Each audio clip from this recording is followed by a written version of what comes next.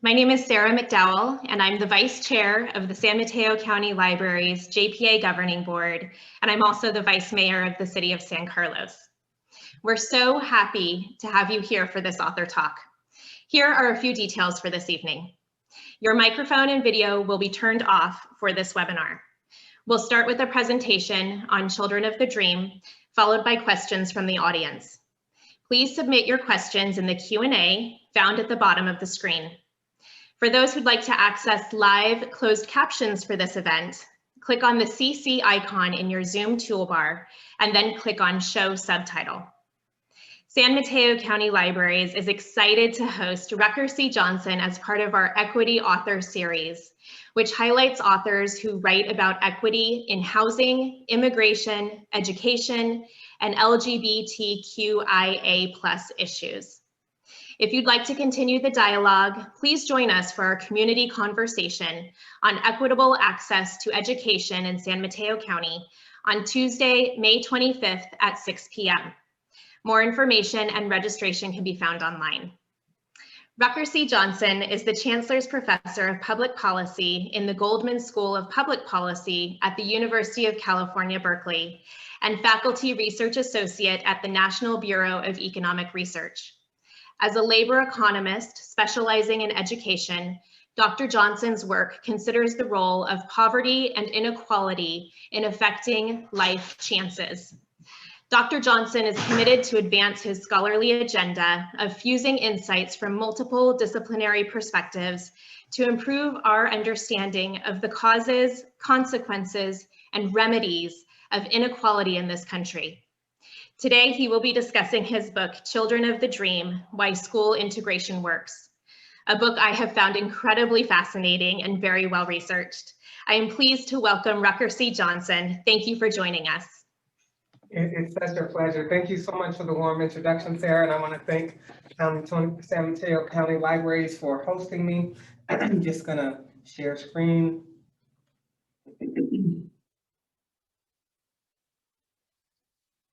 Great. Everybody can see the screen. I'm really excited about this opportunity. I want to thank Julie, Raquel, Jenna, Sarah for inviting me. I think this is a particular momentous occasion. Today marks the 67th anniversary of the landmark Brown v. Board of Education decision that struck down legal segregation in public schools. So we're just happen to be hosting this event very much on a very historic day. You know, as one once said, diversity is a fact, equity is a choice, belonging is an action. What we're adding to that is policy is the bridge that enables the promise of equal opportunity to be realized for children, irrespective of race, class, zip code. And it's such a curious thing that there's such policy amnesia around the efficacy of the boldest education policy we've ever tried as a nation. And school integration is the most ambitious and controversial school reform efforts of the past 50 years, but its impacts remain widely misunderstood. You know, as Mark Twain once said, it's not what we don't know that kills us.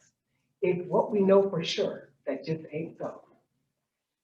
And so it is this amnesia that's resulted in one giant pattern of failed school reforms, and this will continue if we don't take seriously the lessons from the first generation sweep of equal education opportunity policies. That is school desegregation, school funding reform, and the rollout of early education pre-K programs like Head Start. And if we can import the lessons from those policies into our contemporary policy debates to address the persistent opportunity gaps between children from lower income versus affluent families and communities, that is going to be the key. Now, we think we understand what integration is and was, but we don't in fact. And I want to first outline 3 of our most common myths about school integration.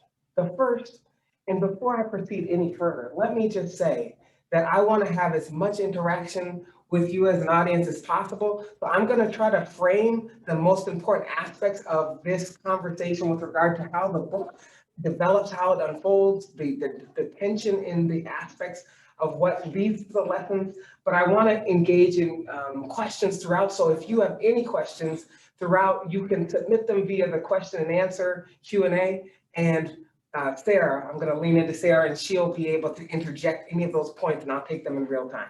Okay, but let's turn to the 3 myths of school integration. One, that we tried it for a very long time. After all, it's the 67th anniversary, as I said.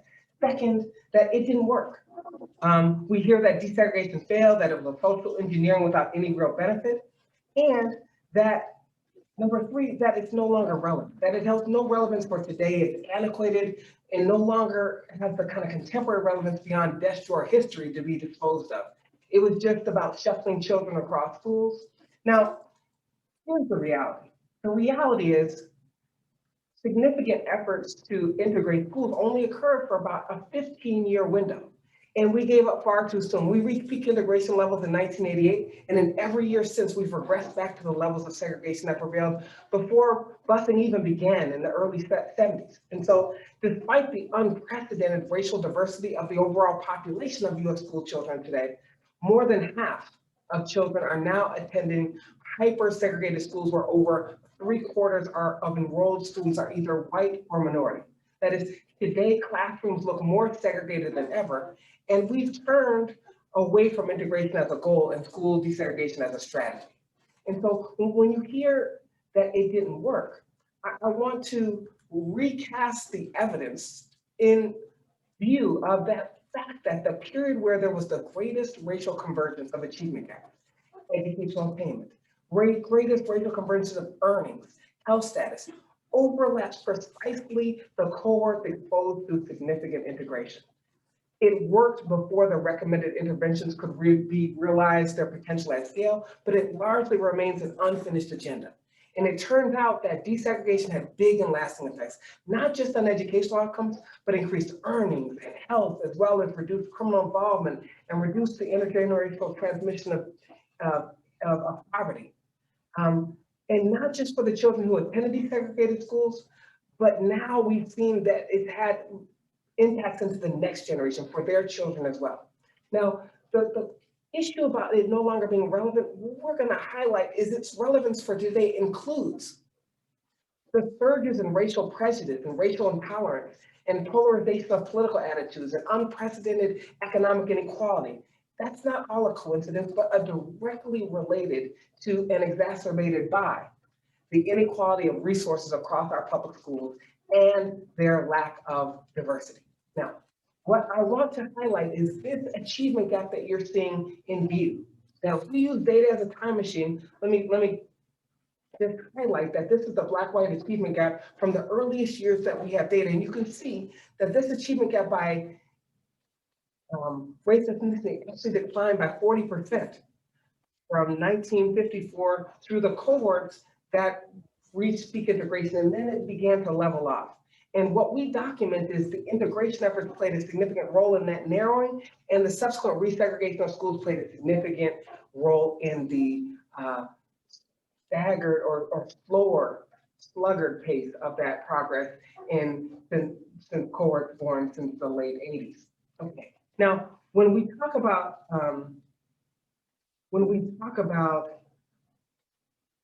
aspects of resources and whether spending matters, whether integration matters, there's an additional myth that school spending actually doesn't significantly boost student achievement, that we've seen significant increases in education spending and pretty stagnant academic achievement. Some people make this argument that the relationship between education spending and the achievement gap is not something that is suggestive of a significant causal role that school spending plays. That work that's using aggregated time series data is very much in error. And what it requires is data that is at the student level, that is able to follow children from birth to adulthood and match the actual school resource environment that they grew up in and trace out their long-term life trajectories along education and earnings and health. And that's precisely what we do. And so what I want to just highlight here is that when we think about the different components of a systems-based approach to inequality, we start with an understanding that racial stigma in this country has a long history. And it's connected to what led to neighborhood segregation in the first place, and housing segregation that led to school segregation. And those things affected access to not just K-12 achievement, but access to higher education and college access that then impacts labor market and those pieces do have connections to criminal justice. And again, that also have aspects of racial stigma that connect to economic status in adulthood.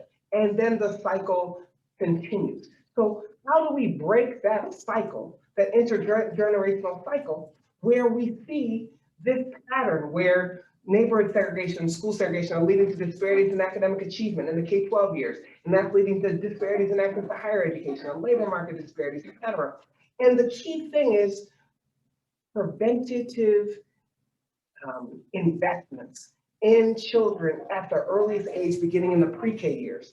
That is combining, when we think about the interventions, Brown v. Board, the Fair Housing Act of the late 60s, that it's integration, it's expansions of our pre-K through 12 school investments in equitable ways that has the power to break the intergenerational cycle of poverty and to break the legacy of segregation in this country if done in a strategic way. Now, it's not one thing that is a panacea. Obviously, there's aspects of housing policy, there's aspects of a role for affirmative action to play, a role for a lot of other policies that you see me highlighting in the brackets here, but I'm going to be zeroing in here on this talk around the role that integration school funding reform can play that are really the most central aspects of breaking this cycle. Now, segregation is not only about separation of people, but it's segregation, it's hoarding, in fact, of opportunity.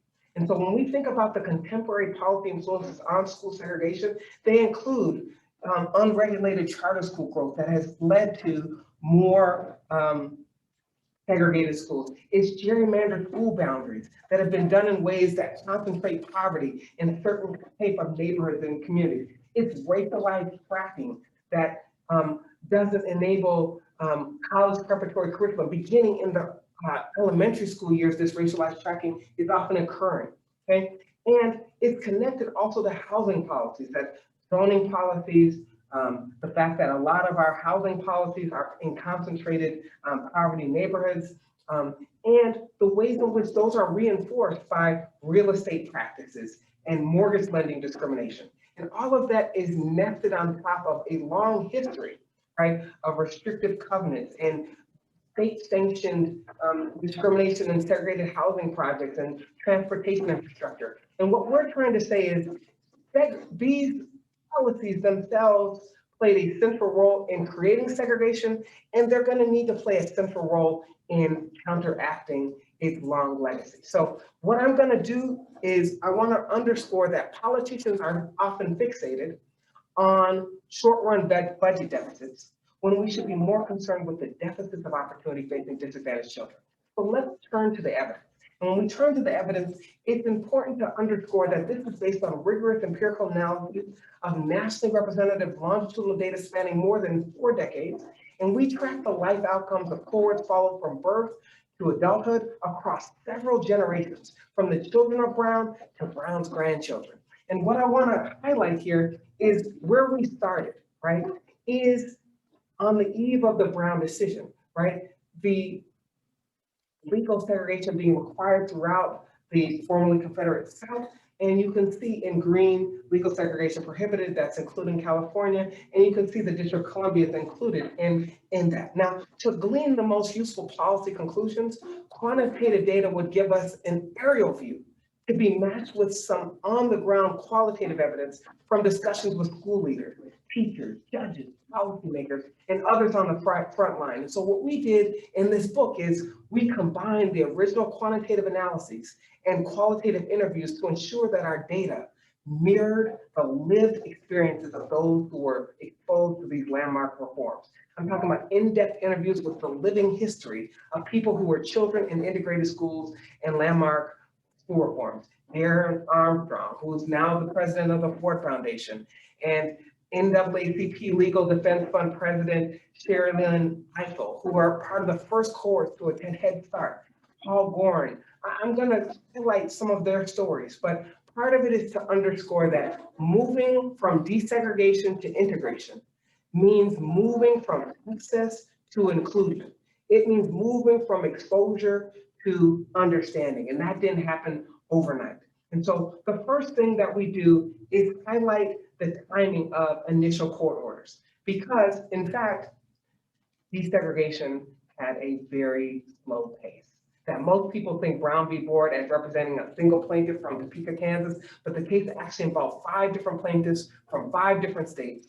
And in fact, that is the slow and uneven pace of integration and school funding reform create a ripe conditions as a laboratory of innovation and us to use as a natural experiment to credibly evaluate whether integration works, to learn what, when, how, and where it works and why. And so that's exactly what we do. I want you to see visually what the timing of integration looks like. So here, what I want you to see is this is 1954. Where you see a red is where there was a first court order. In the first decade after Brown, there was limited successful integration. 1964 put teeth in enforcement, and you see a great acceleration of integration efforts, where by the early 70s, the South becomes more integrated than the North. And then beginning in the early 90s, we had reached peak integration levels, and then we began to return to neighborhood schools and release the court orders and led to a significant resegregation of schools. So I want to use data as a time machine. In the 1960s are kind of miracle in policymaking in the sense that there are so many different movements of equity that I think are really noteworthy for understanding where progress took place. We're going to be isolating the role that integration played independent of these. And really what I'm trying to highlight here is the simple fact that as late as 1963, only 1% of Black children in the South attended schools with white children. By the early 70s, that most Black children were attending schools that were desegregated. And when we look at the early phases, this is Chicago Public Schools' first integrated cohort. And I want to highlight in the third row, maybe I'm going to circle it, maybe if you guys can see. This is Paul Gorin, who we profile in the book, and who would go on to get his doctorate from Stanford. He would go on to become the superintendent of schools in Evanston. And he talks about how these experiences in integrated schools in Chicago were really the most important lessons he learned that propelled his subsequent career in education. Now, I want to highlight that his classmate next to him would go on to become one of the very first Black physicians to desegregate Chicago public hospitals. Now, what I want to highlight here is this is 1964, the kindergarten class in Chicago public schools. This is Avalon Park Elementary. What I want you to see is 1964, this is 1967, when they are now in 3rd grade. And you can see that while Paul Gorin is still smiling, most of his white classmates and peers have, this is just the reflection of white flight, okay? Now, what I want you to see is, this is his 5th and 6th grade. You can still see Paul Gorin in the front row. But what's important is the ways in which the real estate agents applied pressure to white families to, scare them into what integration was going to do to their children. And indeed, those were very much not just things that were happening in the South, but throughout the country. That was Chicago. This is Dorothy Count Scoggins in Charlotte. This is her first day and she was the first to integrate Charlotte Public Schools. You can see the reception was not good. This is Duania Kyle, the first to integrate Memphis Public Schools. We really profile these stories because they're a big part of hearing the voices and experiences of what it was to be in these integrated school environments. Now we match this with our quantitative data. So I'm going to move right into the results so that you can see without court orders, there was very little integration success.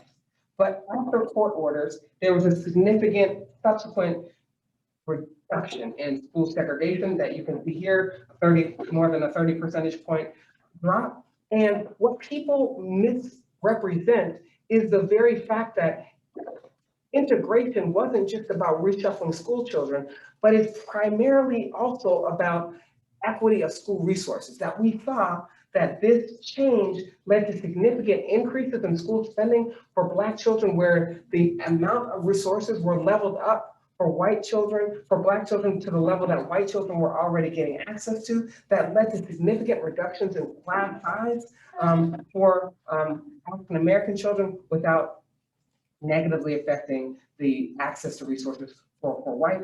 So this is a big part of what actually led to the subsequent effects of outcomes. By that, we look at the panel study of income dynamics, which is the longest running panel data set in the world. We're talking about following kids who were born between 1950 and 1976, followed through 2015. And we link their childhood addresses to the census block that they grew up in. We're talking about 13,381 children examined across all their person-year adult observations, and large numbers of low-income children, 5,623, and across 1,431 school districts, across 1,000 counties, across all 50 states. So it's really a nationally representative picture of what happened. So we look at the study of these impacts of integration, but also look at how they're connected, interconnected to the effects of Head Start and public investments in more equitable school funding reforms at the same time. So we track these long-run outcomes beyond test scores so that we can look at the life trajectories, okay? And what I just want to highlight visually, I'm just going to try to provide the visual and pictures where prior to the court order, there was a parallel trend in educational achievement. And then we see a noticeable increase in educational attainment. Where as late as 1960, only 20% of Black men were high school graduates compared to about 50% of white men. And only about 3% of Black men had college degrees compared to 13% of white men. However, by the late 70s and early 80s, college enrollment for Black 18 and 19-year-olds rose to rates similar to those for white students. And our work shows that desegregation played a dominant role in explaining this convergence. The estimated effect of desegregating exposure throughout all 12 school-age years for Black children proved large enough to eliminate the average Black-white educational attainment gap. And what we see, these are like the years leading up to the court order. So these are like in the 8 years leading up to, and this is like for a cohort that it happened only in their 11th grade high school year. So they were only exposed for 1 year, whereas this is someone who was exposed throughout their 12 years of schooling. And what we see is that the longer students are treated for the symptoms of poorly funded education and the higher doses of integration and school funding reform they are administered, the better their life outcomes are found to be. And what I want to highlight here is that the beneficial effects and gains for African Americans didn't come at the expense of whites. That it's often said the currency of inequality is best measured in differences in life expectancy and quality of life. And in this way, the reciprocal of poverty is health. And so we not only find effects on educational attainment and the likelihood of graduating from high school, where we see just dramatic increases in college scoring and college completion rates, but we also saw this mirrored in the labor market success in their 20s, 30s, and 40s, where we see basically about a 2 to 3% increase in earnings with each additional year of exposure to integrated schools, about a 30% increase in earnings for children who are exposed to integration throughout their school age years, relative to children from the same school, but who were already 17 at the time that integration occurred in their school district of upbringing. So we're able to use the timing of integration to be sure that we're isolating the causal effect of school desegregation integration efforts independent of these other forces. And again, no effect for white we see that that's translated into dramatic reductions in the annual incidence of poverty in adulthood. That we see about a 20 percentage point decline in the likelihood of being poor in adulthood that accompanied this exposure to integration during the school age years that had a dose response. That the longer kids were exposed to integrated environments, the greater the beneficial impacts, in this case, reductions in poverty likelihood in adulthood. And what's more is that it led to significant reductions in criminal involvement or likelihood of ever being incarcerated. And what we really highlight is that, part of it is that we found that adult health status outcomes also improve for Black children with access to integrated schools. That when you're exposed to integrated schools, it's like gaining 7 years of life. It's on par with being 7 years younger in terms of how it translated in the health status. And a big part of that is because of how interconnected education and health outcomes and access to resources are. Now, what's also essential to understand about what we're able to demonstrate in terms of mechanism is that hospital desegregation also played an important role here. That what hospital desegregation is improving infant health of minority children, we show that healthier children are better learners. And the synergy between school and hospital desegregation mirrors the interactive effects we document between public pre-K and K-12 funding reform efforts. Now, what I want to highlight in all of this is simply that integration without school resource equity does not have enough power to transform children's life chances. But with integration efforts coupled with effective school reform efforts, remember, historically, the heavy reliance on the local property tax base to fund public schools, coupled with housing policies and zoning codes that incentivize segregation, hindering both growth and opportunity, has fueled disparities in school spending across high wealth and poor communities. And so we California actually bookends our analysis in that it's the home of the first successful state court-ordered school finance reform, which was far less successful because the design features effectively leveled down spending, adjoined with Prop 13 and a teacher vote. But with the passage of the local control funding formula that happened in 2013-14, California implemented among the most progressive school funding reforms, committing an $18 billion commitment of new funds for schools over an 8-year period. And we evaluate the impacts and document the beneficial impacts on student outcomes in more contemporary cohorts that are currently in school today. So what you can see just in this particular figure, this is 2012, on the eve of the local control funding formula being passed in 2012, you can see that different states have very different funding environments. So for example, Pennsylvania is among the most regressive state funding systems in the country, where their affluent districts spend about a third more than their poor districts, even though their lower income districts have much greater need, higher concentrations of poverty, higher concentrations of English language learners, higher concentrations of children with special needs. And those parts require more investments to create equal educational opportunities. So we look at the entire case inventory of school finance reform efforts in the same way we looked at the school integration reform efforts timing to document how does school funding, beginning in the pre-K years, impact children's later life chances. And so this is a part of trying to understand that there's no single panacea, but rather what are the impacts when we invest. Prevention is the best cure. And that brings us to the importance of early childhood investments. In the first 3 years of life, our brains are developing at astonishing speed, forming about 1 million new neural connections each second. And by the age of 3, a child's brain weighs 90% of what it will weigh in adulthood. And so what's most vexing is how much poverty can affect neurological development, condemning a child to a life of underachievement before he or she even learns to walk. And so what we document is how the nurturing interpersonal interaction and play-based educational enrichment in the preschool years, how it can release a cascade of neurotransmitter development and synapse growth in the young developing brain. And very much like a vaccine, they offer protection well into the future. And as with some vaccines, booster shots are needed to ensure sustainable impacts through high school And that booster shot is really equitable K-12 investments in integrated investments. And so we do this here. I'm just showing you the timing of Head Start, our major landmark federal investments in early child education under the Lyndon Johnson administration. Where you see a turquoise is where there was the first Head Start center for age 4-year-old children. And in red here represents the 300 poorest counties in the country as of that time. Here's the timing of the rollout of Head Start.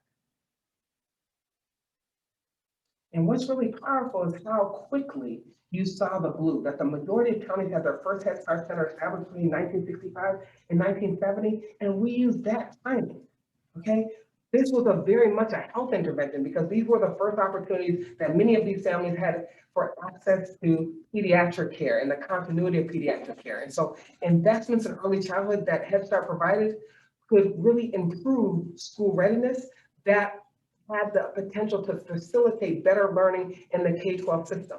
The program wasn't just an investment in knowledge, but an investment in the cognitive ability to acquire future knowledge. And so what we document here is 98,000 eye defects treated just in the first 2 years of Head Start, 900,000 cases of dental problems, 5 cavities per child. This is a certain era of significant health disparities in childhood. 740,000 without polio vaccinations who received vaccines, 1 million given measles vaccines. This is just in the first 2 years of the program. What we show is how these types of health interventions through Head Start's plan, we split the geographic variation of Head Start programs, their spending increases, to then document comparing children in areas in which Head Start's not available to just a few years later, children in those same areas after Head Start becomes available, and looking at how that changing availability of quality pre-K affected their children's life chances. And then that's exactly what we do here. What I'm just going to highlight is the kind of mechanism so that we can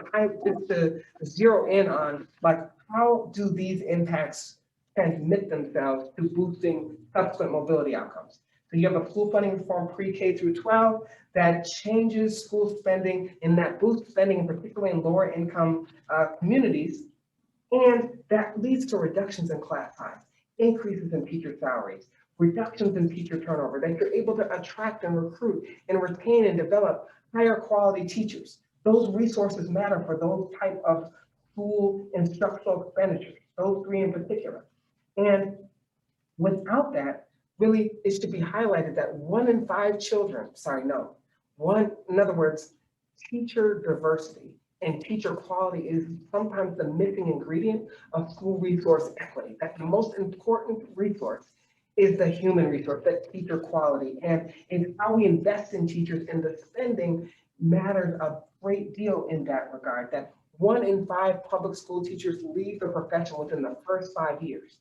But within high poverty schools and districts, that rate is as high as 1 in 2, that half leave the profession within the first 5 years. And that kind of high level of teacher turnover has negative impacts on student achievement that school funding reforms can affect. It's not only those things, but guidance counselors and health services, right? Those investments really promote more of a holistic learning that advances teacher professional development. And then we see that translates significantly into higher student achievement and leads to a much narrower achievement gap. And that subsequently leads to a much greater economic mobility. Now, let me give you an example of the type of effects I'm talking about.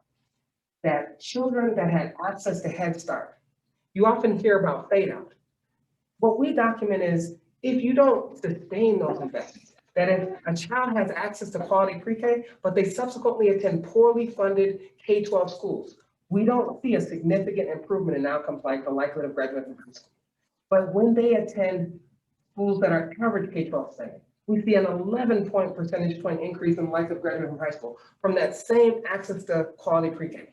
But when they attend a school that's better resourced, more than 10% above average K-12 spending, we see a 15 percentage point increase in the likelihood of graduating from high school from that Head Start access, meaning the Head Start access and the efficacy of improving outcomes is dependent very critically on the sustained investment in the K-12 years. And similarly, that a 10% increase in K-12 spending, that when it's not preceded by quality pre-K, it does lead to a 7 percentage point increase in the likelihood of graduating from high school. But when it's preceded by access to quality pre-K, we see that effect of a 10% increase in K-12 spending increase to an 11 percentage point increase. And so we're seeing basically the effects of spending double when preceded by access to quality pre-K, not just on educational payment, but on wages. That when the Head Start access is preceded, it is followed by access to well-funded schools. We see substantial improvements in adult wages on the order of 13 to 15% increases in wages for low-income children. And when we see a 10% increase in K-12 spending, and it's preceded by Head Start access, we see a 120 percentage point increase in wages. These are the very things that can break the intergenerational cycle of poverty. There's a difference between a collection of policies and a collaboration of policies. And so we are kind of highlighting that it's not integration by itself, it's not school funding reform by itself, and it's not pre-K by itself, but it's the three-dimensional synergy between them that can really be transformative in the lives of kids. And we see that across educational payment, earnings, the intergenerational transmission of poverty, as well as criminal involvement reductions. And so we subsequently highlight that that was from an earlier era of cohorts. And the question is that something about whether those investments would accrue in today's contemporary set of cohorts that are born since 2000? And we document that similarly to the older cohorts, the current cohorts' experience of access to more spending also boosts their high school graduation rates. This is evidence from the California Local Control Funding Formula. Now, I'm running short on time, but let me just kind of bring to the close about why there's such an urgency around what we need to do to counteract the resegregation of our schools. That the lifting of court orders led to a resegregation of schools. Parents Involved case in 2007 also put more restrictions on race being used as a factor in integration efforts. But the racialized tracking is a significant aspect of the curricular access that affects access to quality AP and college preparatory courses, where we often see a racial composition of a magnet school or a diverse school district. But when you look within the school, segregated classrooms within what otherwise look like a diverse school district. And so we have to look at the connection between school resources, school practices, integration at the classroom level, as well as how curricular access and multicultural curriculums are happening. Now, what happened is that before we had the release of court orders, the actual pre-existing time trend was increasing high school graduation. But after the release of the court order and a resegregation of schools, that progress leveled off. So it was improving in the years leading up to the release of the court order, and then we saw a significant stagnation in educational attainment following the resegregation of schools. Now, all of this would be kind of important on its own, but what we document that's, I think, even more essential at this time to consider is that there are many aspects of what integration looks like. That true integration has the redemptive power to heal divisions. It can serve as an incubator of ideas, provide catalytic effects, and exert a gravitational pull to bring people together across racial lines. And what we document is that the exposure to diversity in grade school significantly impacts one's outlook on race, and that socioeconomic status colors perspective on race as well. And what we show is that when our results show that confinement to segregated, poorly funded schools interferes with children's life chances, but not only that, children in these schools struggle to develop the ability to empathize with others, to appreciate the validity of other cultures, and to experience what some have aptly described diversity as the art of thinking individually together. And so this context hypothesis, Dr. Martin Luther King described it most poetically in this quote: people fail to get along because they fear each other. They fear each other because they don't know each other. They don't know each other because they have not communicated with each other. And so we're able to use the data that uses the timing of the release of court orders that resegregated schools to document how it affected political attitudes in adulthood based on the diversity of schools they were exposed to in their school age years. Now, I need to close here.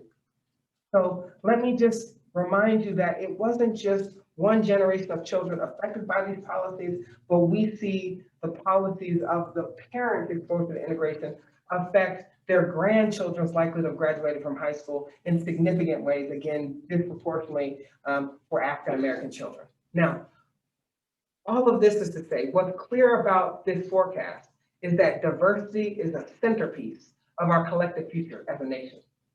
And whether we prepare our students today for that reality and harness its immense value is the choice before us.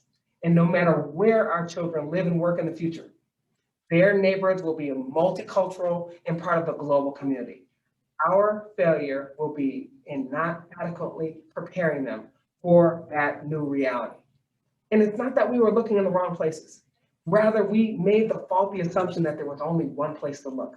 And whether it's desegregation, school finance reform, pre-K, they all offer an answer, but none is a complete answer to addressing inequality. For that, we must turn to integrated solutions. So let me stop there and let me just say this one aspect of how we have to connect the research to the policy and practice environment, that the research community focuses on what works, efficacy, when does it work, and trying to replicate it across different environments to try to understand the mechanism and try to replicate the success of former and past reform efforts.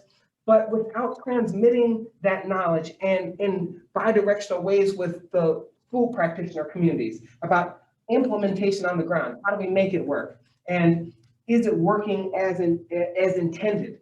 And that conversation has to be bi-directional, not research as the experts, but research as in partnership with the education leaders in our community and partnering with parents. So let me stop there. I'm really looking forward to whatever time we have to engage in a broader conversation about what the way forward is. And I'm going to hand it back over to Sara and stop sharing screen. Thank you so much for your time and interest. Thank you, Rucker. That was just a phenomenal presentation, and your book is so chock full of data and research. I'm impressed that you got it all into the presentation, so thank you. We do have some questions coming in. The first one is, are there any state localities that are doing this well? And I think that's in regard to integration, and what can we learn from them? Yeah, so I mean, I think we try to use as case studies, places where they had actually gotten it right, like Charlotte, Mecklenburg. Okay, it's a place where integration efforts in the late 80s and early 90s were hugely successful. And then they subsequently had a major resegregation of schools, and they become one of the most segregated school systems, at least in early 2000, late 2010. And a part of that is why the mobility prospects from poverty were among the lowest of children born in Charlotte. It's in part because of that racialized segregation pattern. But there was a period, right, where their integration efforts were hugely successful. And so I think that's a blueprint of both the success and also the perils of not properly celebrating that success and allowing the politics of reform to dominate. Louisville's another example where I think they had a very progressive school assignment policy that I would say Berkeley here in California is a place that has a number of things that are good to at least build upon. Their middle schools are much more segregated, and that's still a problem. But I think there are some places. The key is, I think we need more federal investment to help incentivize and a movement that centers students and student experiences in that effort to rejuvenate the movement for integration. But I think the evidence base is stronger than ever, and I guess I'll leave it at that, but there's certainly case studies in the book that I try to profile for that very purpose. Okay, wonderful, thank you. The next question is, what can individual communities do to advocate for school integration in their local districts? Yeah, so I think, one of the things about today's segregation is that 2/3 of segregation today actually is between districts, not within districts, whereas the earlier era, a much larger share of segregation was actually within districts, which made busing a more realistic tool to counteract things of segregation. I think as more suburban sprawl and the like, it's become much more incumbent that housing policy be a central aspect of integration efforts, that the exclusionary zoning policies have allowed suburban areas to be let off the hook in their role in promoting integration. So I think part of it is that these efforts beginning in the elementary school years is critical, because if you only do it in the high school years, tracking is necessary because the achievement gaps become much bigger over the school career. But when we start in the school age years and continue those integration efforts throughout the middle school years, our kids are in Oakland public schools, and we've tried to kind of create a set of parent networks that really all value diversity and are trying to kind of pack together to kind of create more of that sense of shared values so that we are able to,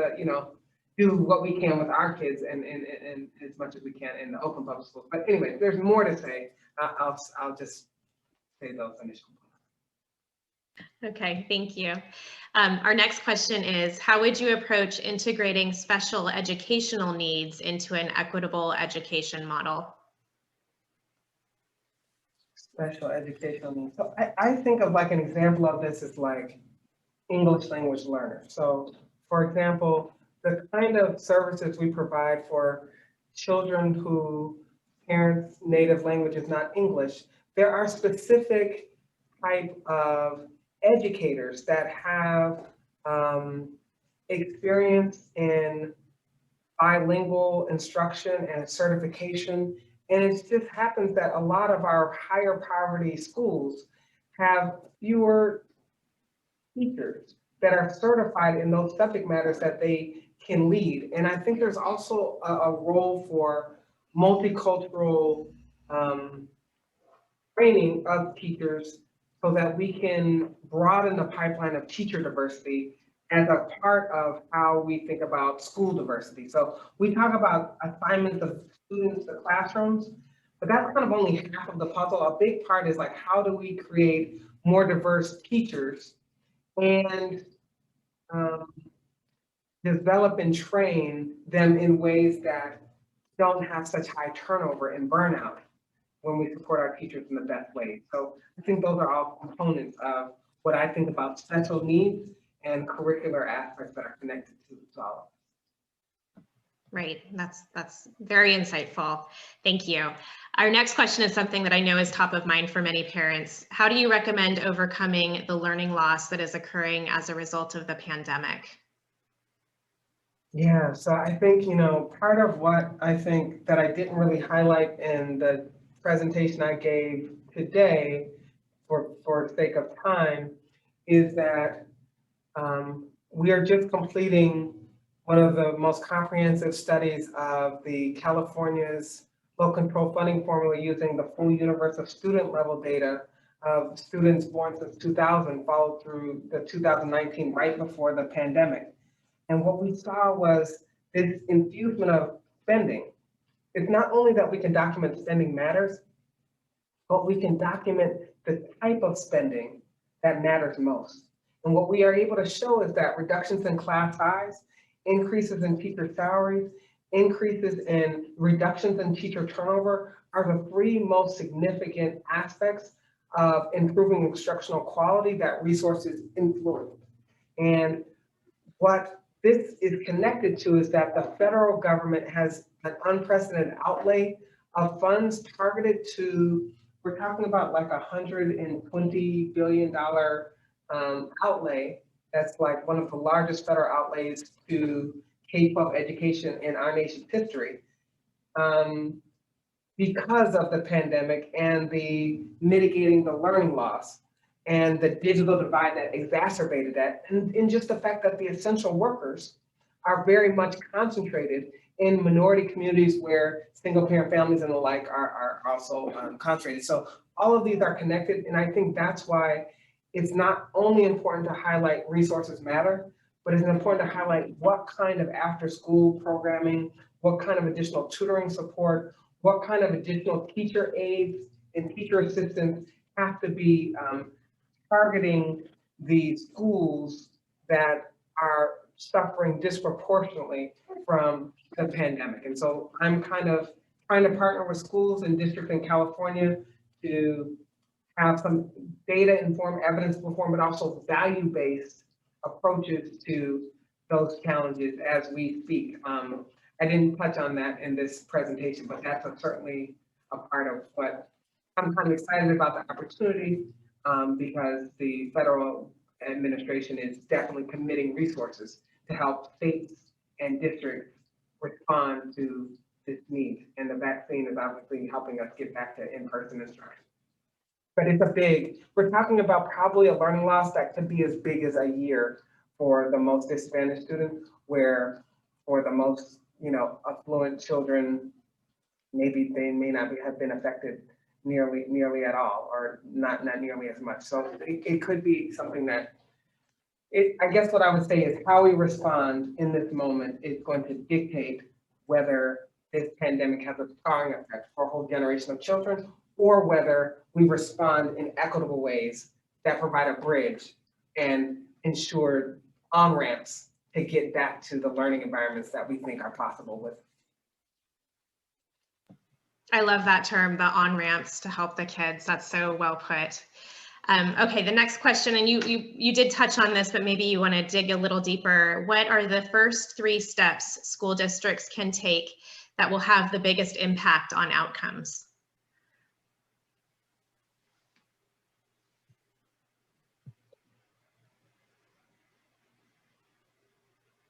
Okay, so I think the first thing is beginning in the pre-K years, sustaining those investments in the K-12 years, and centering teacher quality and investments in teachers that enable a continuity of,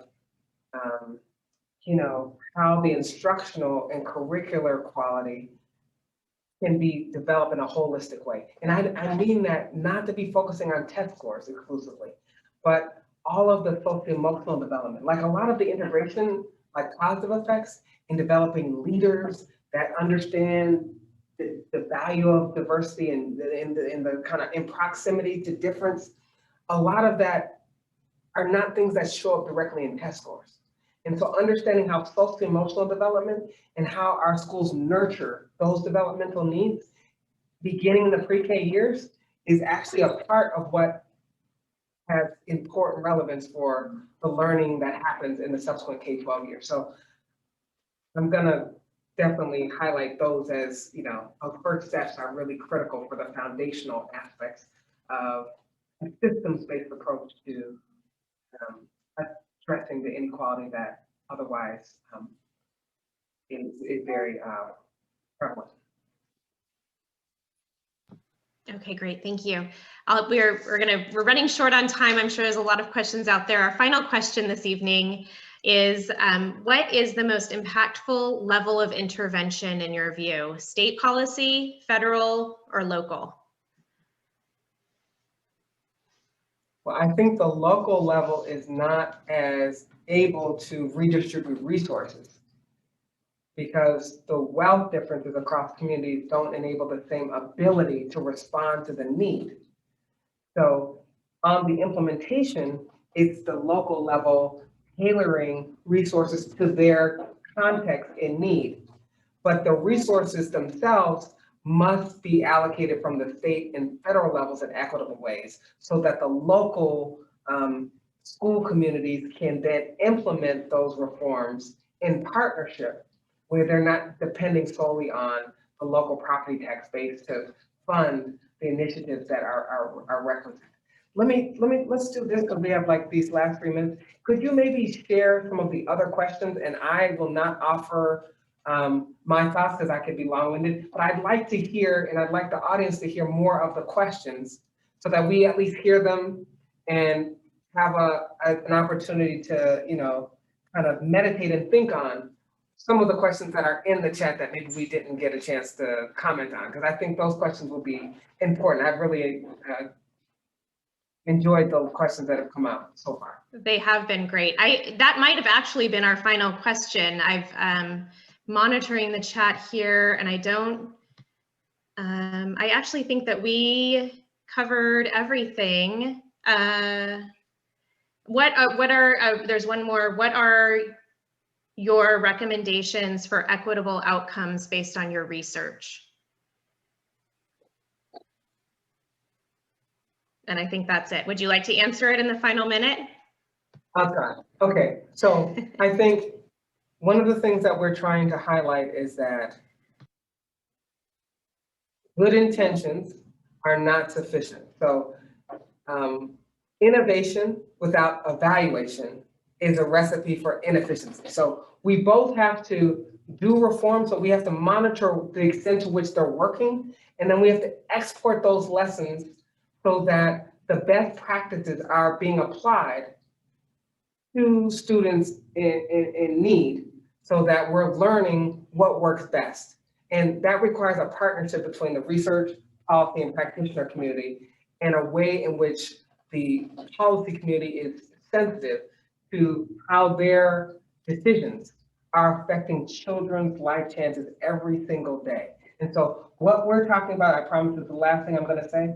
We're interested not in children that beat the odds, but we're interested in policies that can change the odds. And that's the central mission that we have to do as a school community, as parents, as educators, and particularly the policy community have to understand how they can advance and promote policies that change the odds, so that we're not just celebrating those that beat the odds.